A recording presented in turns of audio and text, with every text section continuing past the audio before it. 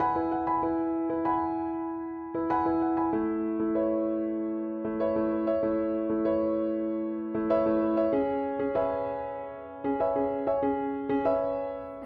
I'm Christine Brennan and I went to Paso Robles High School. Throughout most of my experience at Paso Robles High School, I focused my study on environmental science. My name is May. I am a senior at San Luis Obispo High School, or I was, I guess. And I'll be going to Cal Poly next year studying architecture. So my name is Megan. I just graduated from Templeton High School, the class of 2023. Next year and in the fall, I'm going to be attending Cal Poly San Luis Obispo, and I'm going to be studying or majoring in environmental engineering, so I'm super excited about that. I'm Emily. I recently graduated from San Luis Obispo High School and just want to start off by saying I'm super honored to receive the Mothers for Peace Scholarship and want to thank you all for supporting my education moving forward. I will be studying bioengineering and pre-med at UC San Diego this fall, so I'm super excited. I hope to become either a pediatrician or continue research as a PhD student, so kind of still looking at those different career options right now.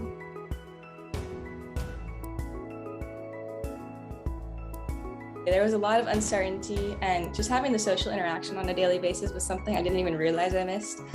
Even if that's just talking to friends in the halls or just waving at people in person, like the basic interaction, having interactions with teachers too. I missed it all. So, but I was glad to be back in the classroom, and officially by junior year. But sophomore year we were still in hybrid. So, yeah.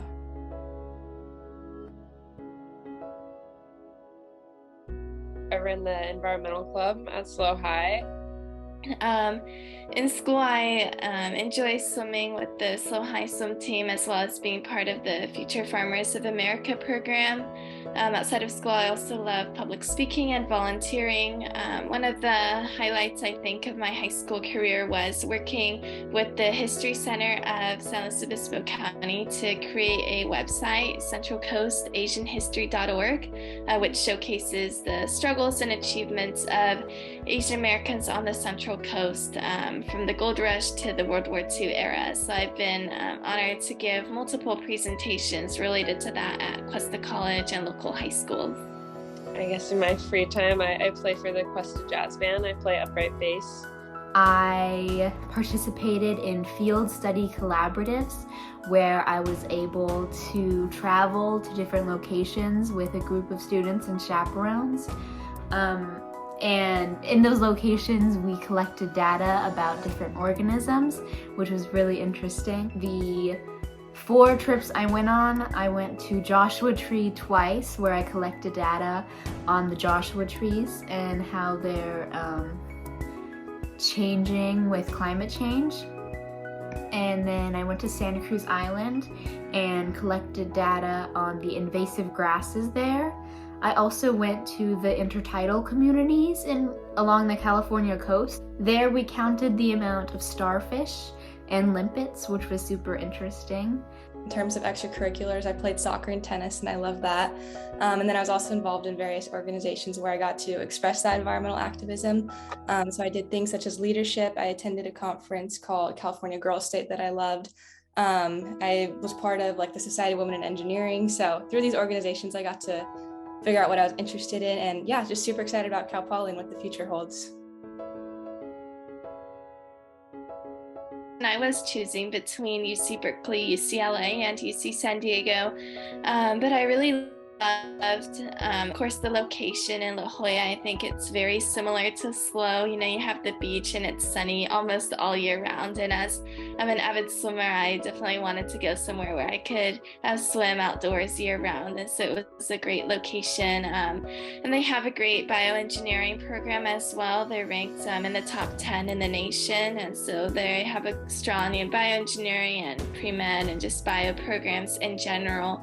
And then I was fortunate enough to receive the UC Regents Scholarship at UC San Diego. So of course that will help me out as well in terms of my education and getting some priority enrollment and housing guarantees and things like that. After high school in September, I'm planning to go to UC Santa Cruz and continue my studies in environmental science. And I chose to study environmental science because I've always been interested in the sciences and specifically the environment. So I'm really excited about that. One of my good friends, her dad is like an environmental engineer, so I've been able to like shadow him a little bit and get a little hands-on experience there. And so that's kind of given me an eye-opening experience to like what maybe water and like water resources could be like as an environmental engineer. And so that's been really cool and kind of eye-opening, like I said. So something environmentally focused and potentially like water focused as well. So not totally sure, but sustainable solutions is where I see myself. I'm really interested in like low-income housing and kind of group, almost like cooperative housing projects. And I think that that's something I definitely want to learn more about, because I think that there's a lot of problems with the current way we go about it that need to be solved, and also a lot of solutions that are lying there waiting to be kind of discovered, I guess.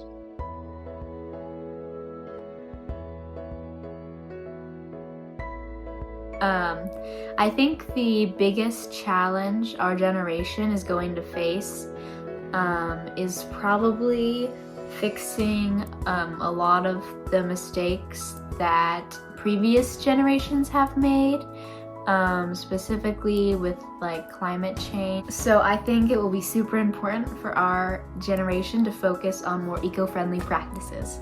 Particularly, I think the intersection between the environment and medicine is something that I'm really passionate about, especially after reading Dr. Mona Hanna-Attisha's novel, What the Eyes Don't See, a story of crisis, hope, and resistance in an American city. And it talks about how Dr. Hanna-Attisha, a pediatrician, was able to combat the Flint water crisis by gaining data from about, like the amount of lead in blood of kids who were growing up in Flint, and she was able to use that data to work with local and national leaders to ultimately combat the Flint water crisis. And so I think that there's a lot of intersection between environment and medicine and healthcare challenges that can be addressed. Things like climate change, or how air pollution is affecting lung disease, or how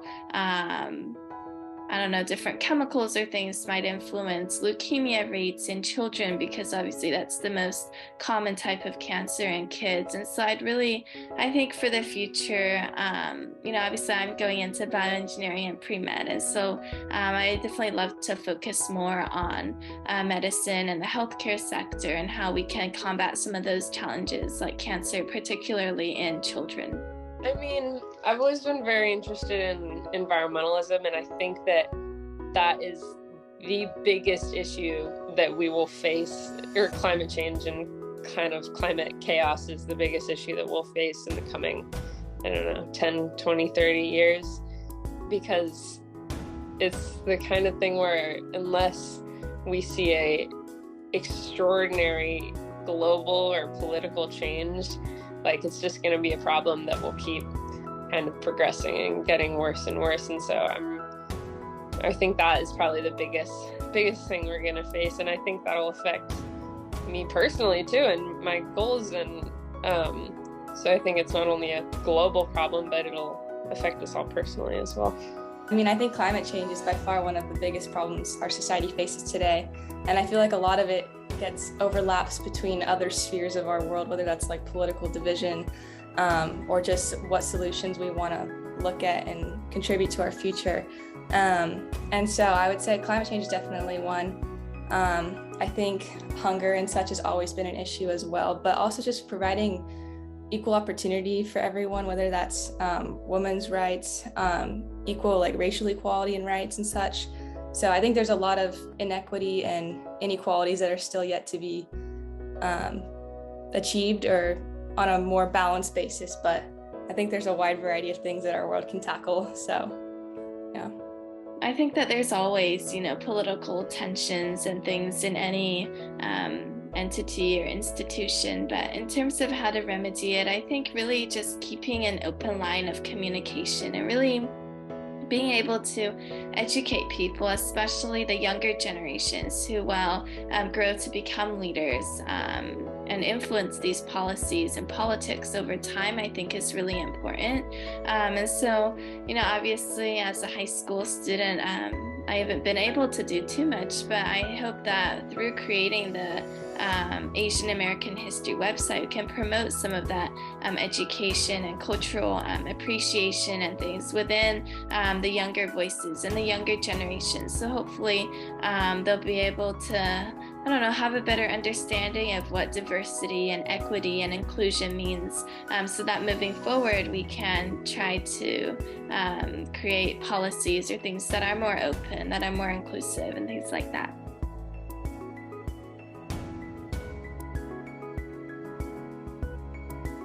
Very, very grateful for within the past semester I've been able to get to know you all, and I know I've seen Vicki in person. She came to my scholarship night, so thank you so much for coming. But yeah, I just really appreciate the support. It's really nice to see an organization, especially local, to have so much in common with. And I'm really glad I've gotten to know you all, and I really appreciate the financial support because really every bit counts, and I'm incredibly grateful. So thank you guys.